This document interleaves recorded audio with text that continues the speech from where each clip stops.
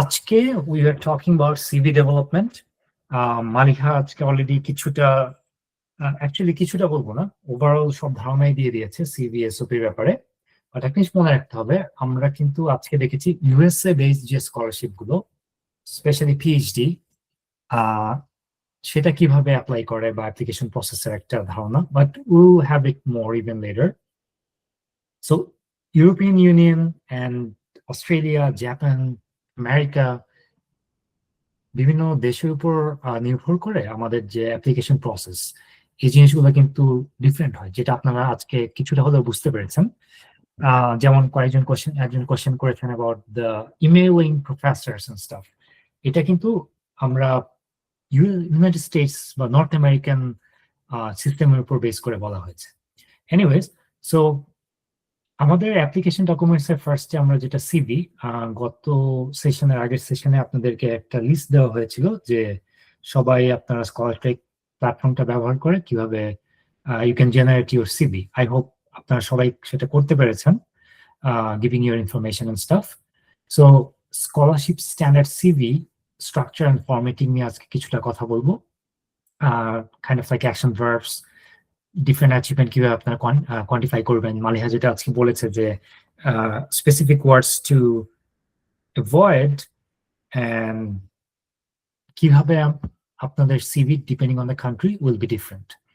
So types of CV, resume, cover letter, this kind of staff. So curriculum ভাইরা or like the CV is one thing, resume is another thing. আমরা মাঝে মাঝে জিনিসটা এক করে ফেলি, মানে it's like similar but there are a couple of differences. I'll show you today. And also there is a cover letter. Sometimes, usually in case of any particular grant, in case of like application, job applications, সেখানে আপনাদের cover letterটা লাগে। আর আজকে আমরা scholarship ready CV hopefully আপনারা সবাই draft করেছেন, এর আগে বলে দেওয়া হয়েছিল। And সবার যদি থেকে থাকে, we are happy to like review it in the mentoring session.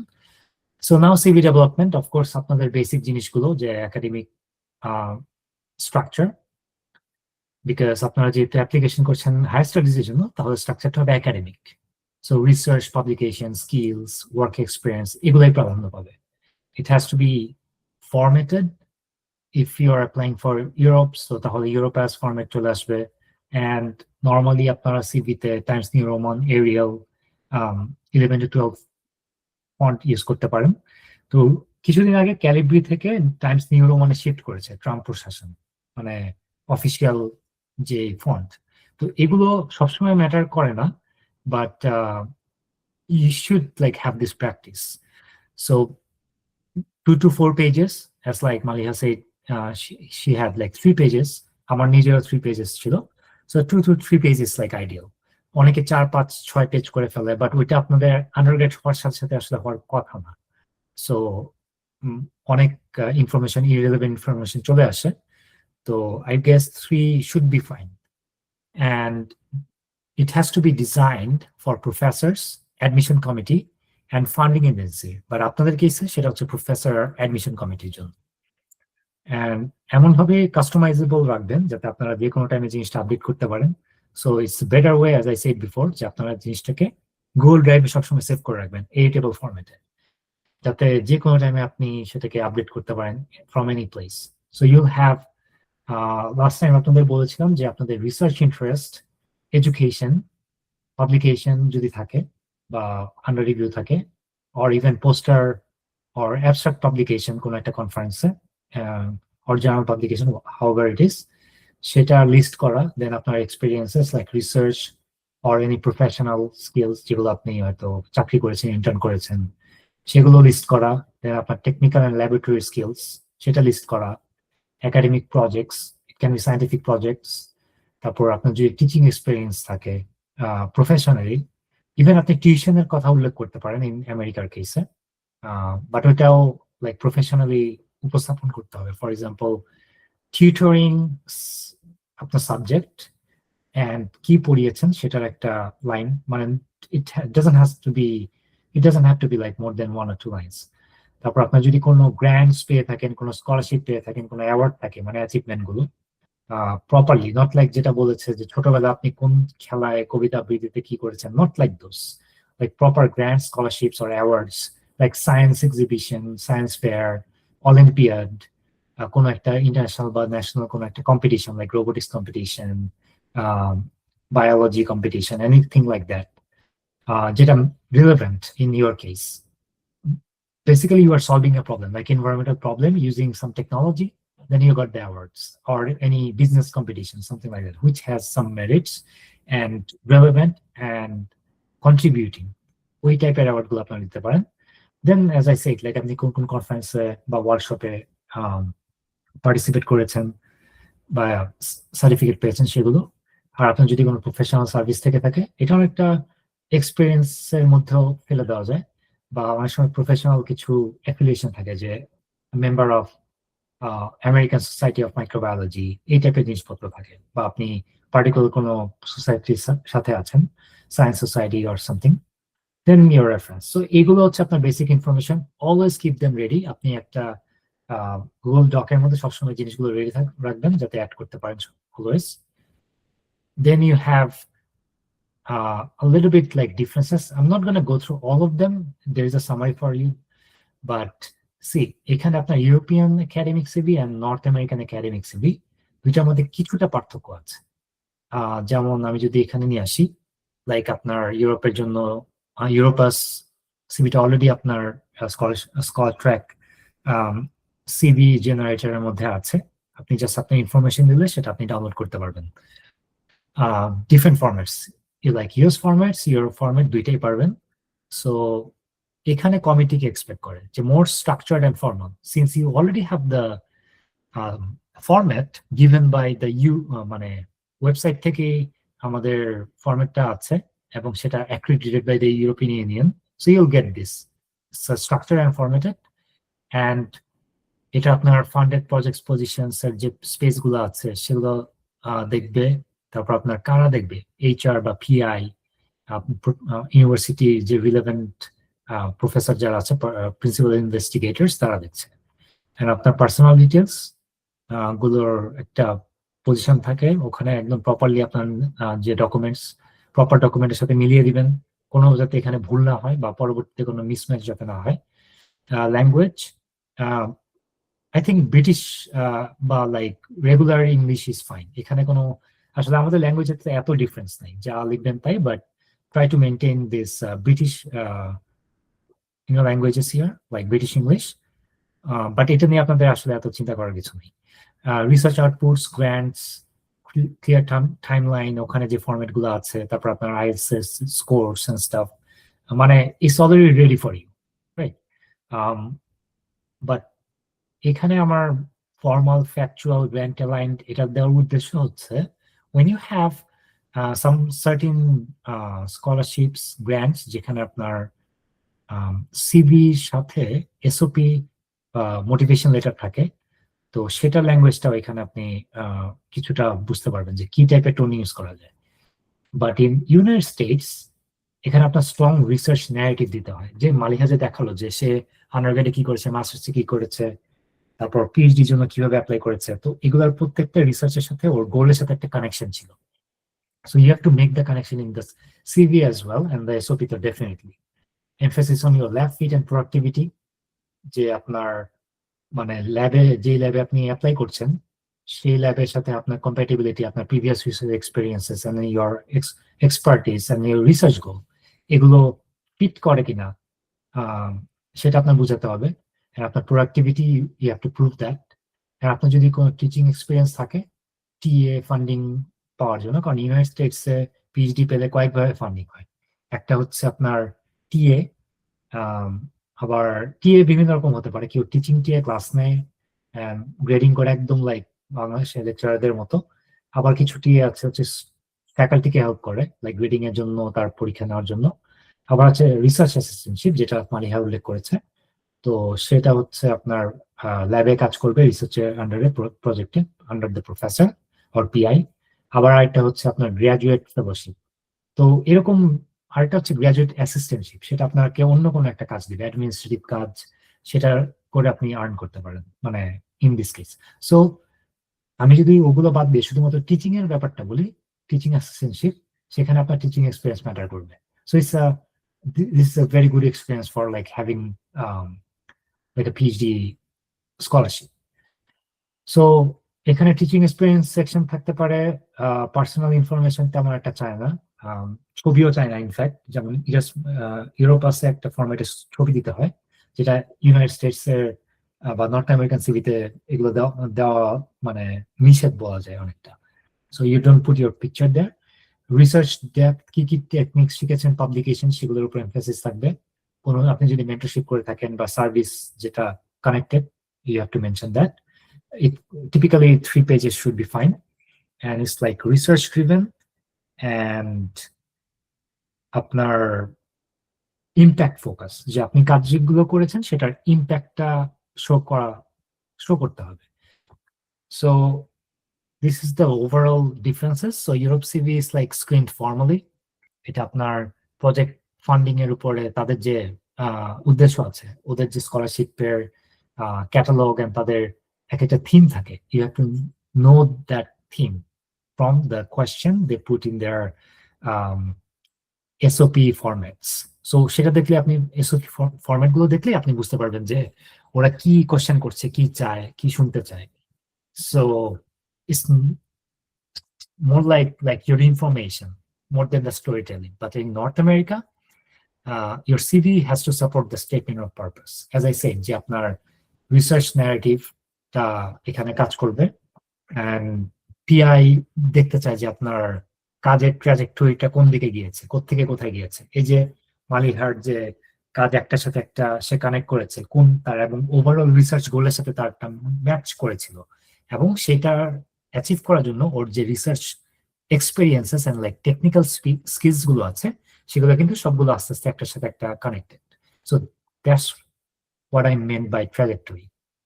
And also সে যে কাজগুলো করেছে সেটা তার ইন্ডিপেন্ডেন্স থট কি ছিল, মানে ইনপুট গুলো কি, এগুলো চলে আসে।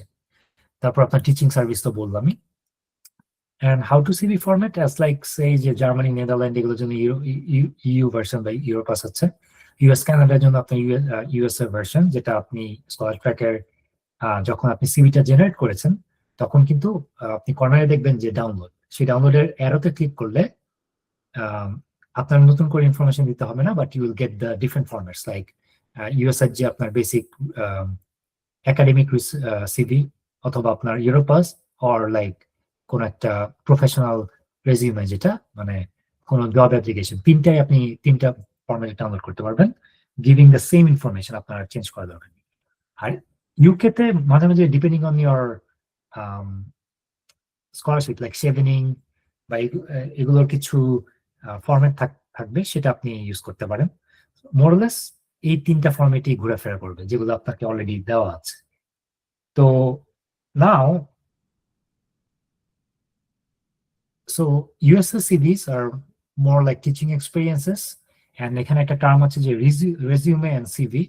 রেজিউমে আর সিভি যদি আপনি পার্থক্য করতে চান, এটাকে একটা মোটা দাগে পার্থক্য করা পসিবল খুব easily. That's resume is like 1 page, CV can be like 2 to 4 pages or something for you.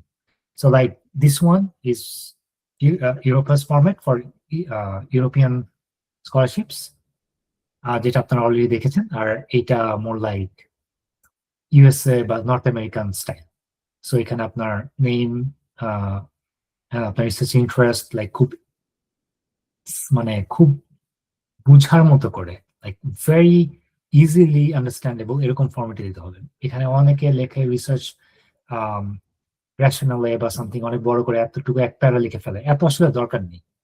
If it allows you then you can write, but it should be fine. Like আপনার যদি একদম খুব specifically mention করে দেন আপনার research interest কি, তাহলেও চলবে। তারপর আপনার এডুকেশন, এক্সপিরিয়েন্সেস, এখন কি রিসার্চ প্রজেক্ট আছে, publication, awards.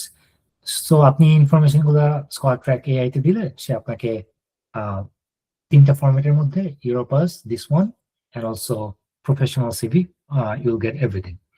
And also this is a cover letter sample, যেখানে আপনি যে ইউনিভার্সিটি, ইনস্টিটিউশন বা কোম্পানিতে কন্ট্যাক্ট করছেন বা যেই বরাবর পাঠাচ্ছেন তার নাম, title, address, then the opening paragraph. Actually Tanfia helped to develop this one. So you have to state why you are writing, like your intention, আপনার main position that you are trying to explore, কোন জায়গায় আপনি মানে এটা কোথায় applicable হচ্ছে, and কোথায় আপনি জিনিসটা ইনফরমেশন পেয়েছেন, and কি কি স্কিলস আছে, এক্সপার্টিস আছে যেটা আপনাকে কোয়ালিফাই করে এই জবের জন্য। So you have to sell yourself, right? In the first para you have to show আপনি কেন এটার জন্য অ্যাপ্লিকেশনটা করছেন এবং আপনার কি কি আছে যার কারণে আপনি এই পজিশনের জন্য নিজেকে কোয়ালিফাইড মনে করছেন। And another paragraph can be like this later. আপনার সাপোর্টিং এক্সাম্পলস, এই যে আপনি কথাগুলো বলেছেন ফার্স্টে, এই supporting examples to demonstrate that you have the skills, যে স্কিলের কথা আপনি মেনশন করেছেন, expertise or experiences, and see the first paragraph. But বারবার রিপিট করার দরকার নেই, যে পুরো রেজিউমে আপনি সিভি যেটা আছে সেটাই যে এখানে তুলে ধরতে হবে সেটা করার দরকার নেই। Same thing goes for your SOP. আপনার এসওপি তে বা কভার লেটারে আপনি যদি আপনার সিভি কপি পেস্ট করে দেন তাহলে কিন্তু লাভ নেই। So explain why you are interested in this employer, আপনার রিজন গুলো কি এই টাইপের জব করার জন্য বা এই জায়গায় অ্যাপ্লাই করার জন্য। ইট has to be like confident, like very specific manner. And then আপনার ক্লোজিং স্টেটমেন্টে আপনার পজিশনটাকে আপনি আরেকবার রিইনস্টেট করলেন, আপনার enthusiasm for this job, using your skills so that you can contribute to this organization or this research. So something like that, and you thank the reader. This is like a very generic stuff later, providing your email address, phone number for any question and stuff. So এটা হচ্ছে একটা basic cover letter, আপনি আপনার নিজের মতো করে এটা change করে যাই, মানে keeping the skeleton you can do according to your application, your positions. But আমি আবার বলছি, কভার লেটারটা ইউজুয়ালি লাগে আপনার কোনো জবের কেসে বা ইন্টার্নশিপের কেসে, not always it's necessary for higher study application. So as Maliha তখন বলছিল যে কিভাবে আপনি রাইট ডিজায়ার প্রোগ্রামটা খুঁজে বের করবেন। সো ডিজায়ার প্রোগ্রামটা আসলেও মানে এটা একটা long process, so it's better আপনি আর্লি শুরু করেন।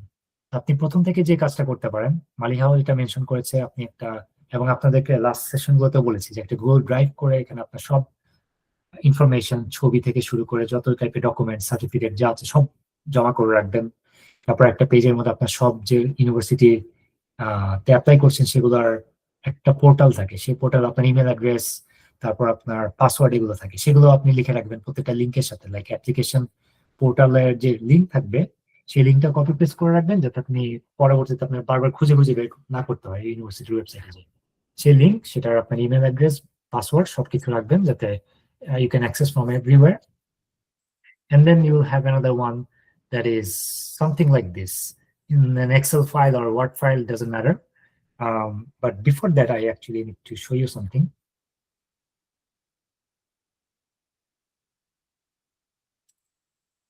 Okay.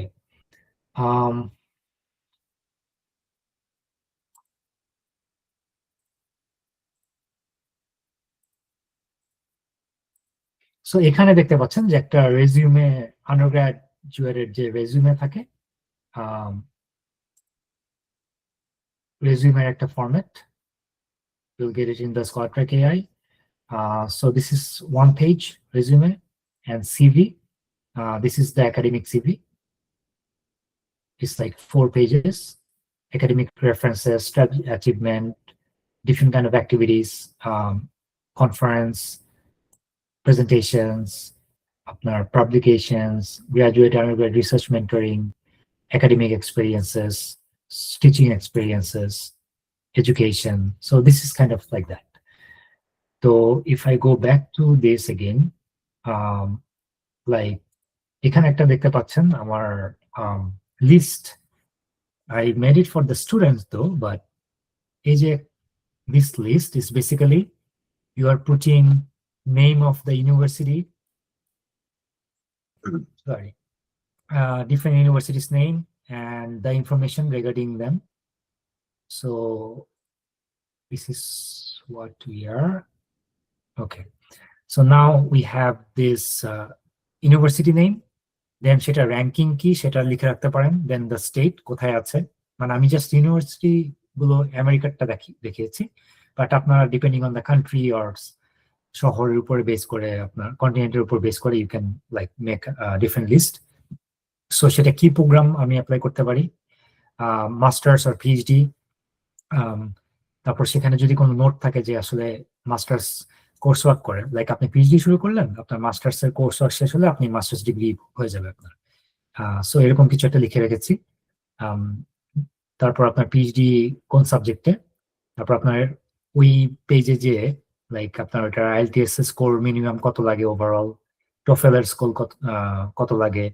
আহ, যেমন আপনার 90 লাগে ওভারঅল, এবং কোনোটাতে 21-এর 4টা সেকশন থাকে টোফেলের, সেই 4টা সেকশনের কোনোটাতেই 21-এর নিচে না।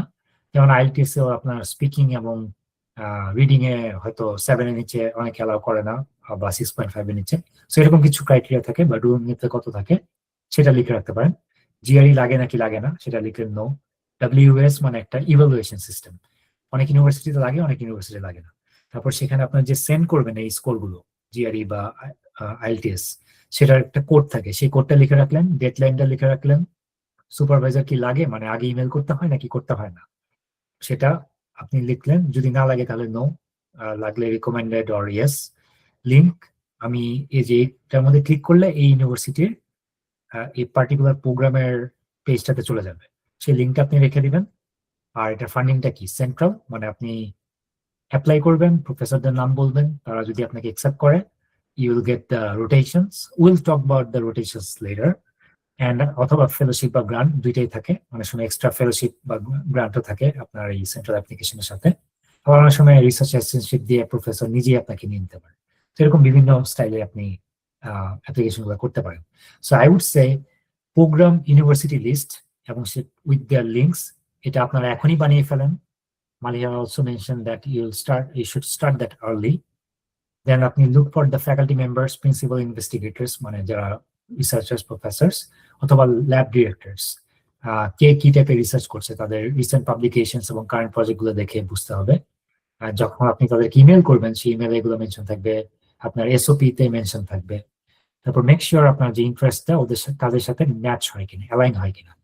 তো এটাই বলেছি যে মালিয়া দেখেন যে আপনার আন্ডারগ্রেড, মাস্টার্স, পিএইচডি তে, মানে আন্ডারগ্রেড এবং মাস্টার্স এর যে রিসার্চ গুলো, স্কিলস গুলো, গোল গুলো সব কিন্তু অ্যালাইন করেছে, অ্যালাইন করে সে পিএইচডি তে অ্যাপ্লাই করেছে। Then he went through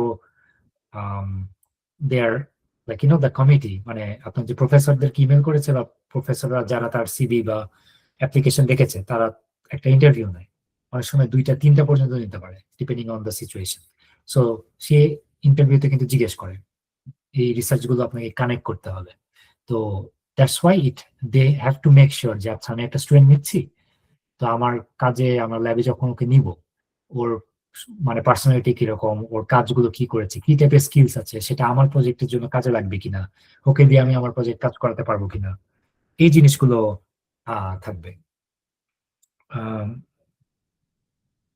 so এখন প্রিপেয়ার বিফোর ইমেইলিং, এইটা আমি আবার বলছি যে ইউজুয়ালি আমাদের ইউএসএ এবং ইউরোপিয়ান স্টাইল কিন্তু ডিফারেন্ট।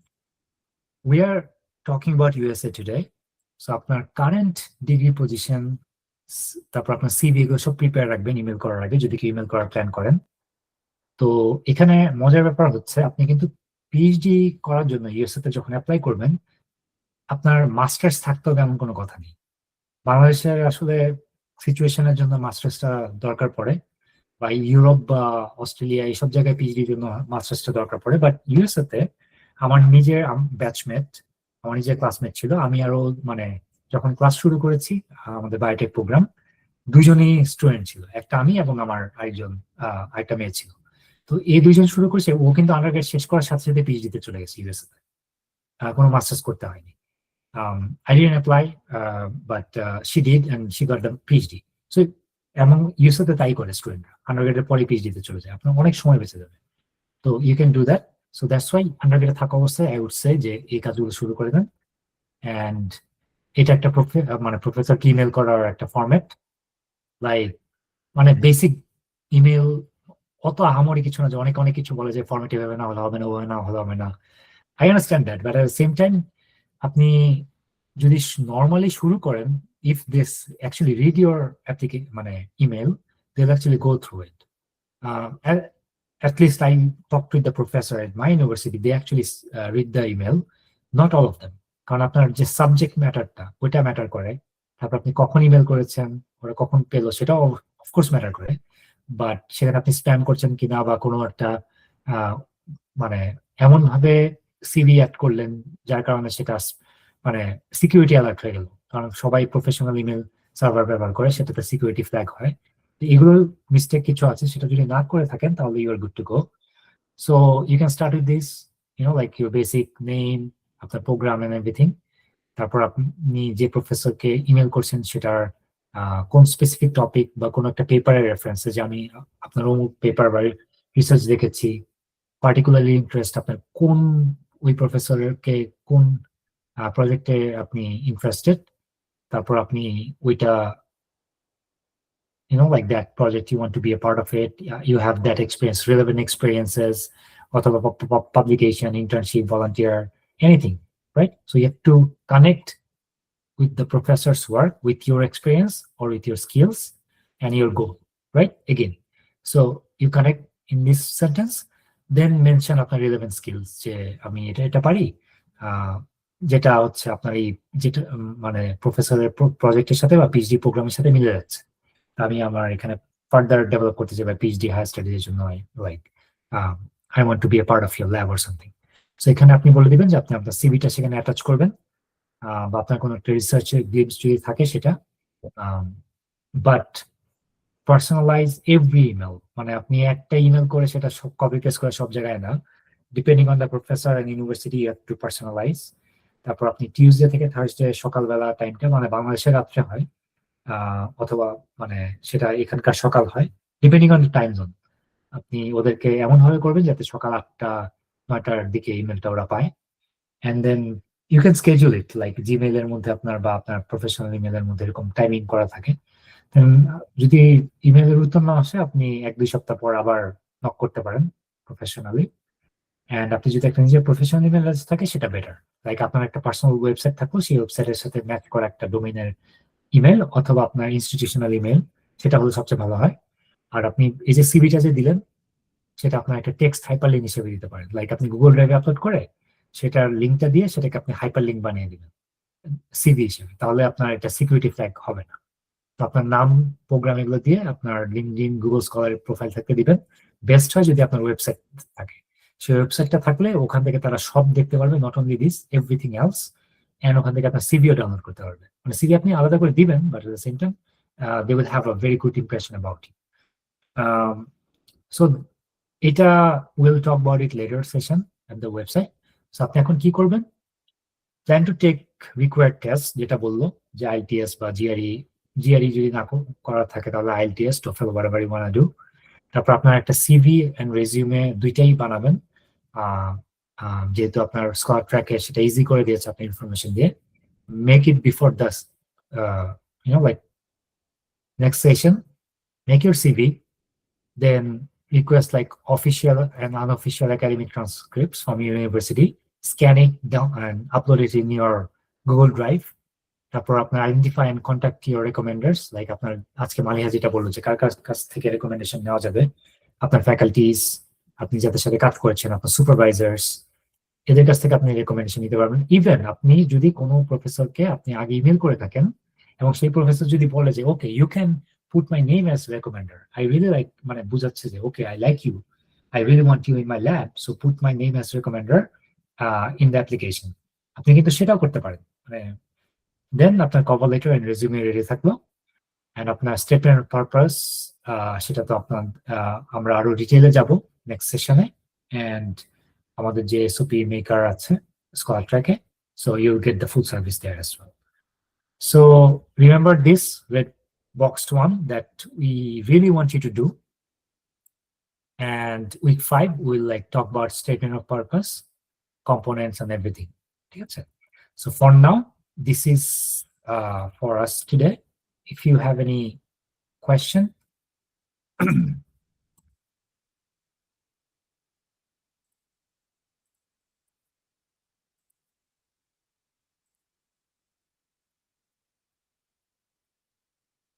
ওকে, একজনের কোশ্চেন হচ্ছে medium of instruction instead of English proficiency well it's not, আপনি যখন ইনিশিয়ালি অ্যাপ্লাই করছেন তখন আপনাকে এটা রিডিউস করবে না ইনিশিয়ালি, কিন্তু there is an application portal, I am talking about United States, সেখানে আমি মোটামুটি শিওর বলতে I face that by myself, that's why I am saying যে এমওআই দেওয়ার পরেও আপনার যখন অ্যাপ্লিকেশন সাবমিট করে দিবেন সেই অ্যাপ্লিকেশনে দেখবেন যে একটা আপনার রেড মার্ক হয়ে আছে যে some spaces are blank or some requirement has not fulfilled. কারণ কি, আপনার আইএলটিএস বা টোফেলের মতো স্ট্যান্ডার্ডাইজ স্কোরটা ওদের ওই কোডে যায়নি, মানে আপনার ইমেল থেকে বা আপনার আইডি থেকে না যাওয়ার কারণে মানে আপনি অ্যাপ্লিকেশন হয়তো সাবমিট করতে পারবেন, ইনিশিয়ালি সমস্যা হবে না এই এমওআই দিলে, কিন্তু পরবর্তীতে যখন আপনার রিভিউতে যাবে তখন ওরা এরকম রেড ফ্ল্যাগ করবে যে আপনার ইয়ে হয়নি, কি বলে মিডিয়াম, আপনার স্ট্যান্ডার্ড টেস্ট স্কোর আপনি পাননি। So it's better to have IELTS and staff.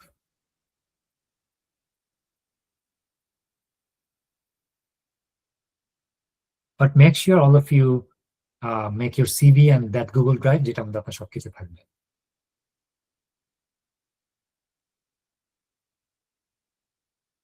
Is there any other question?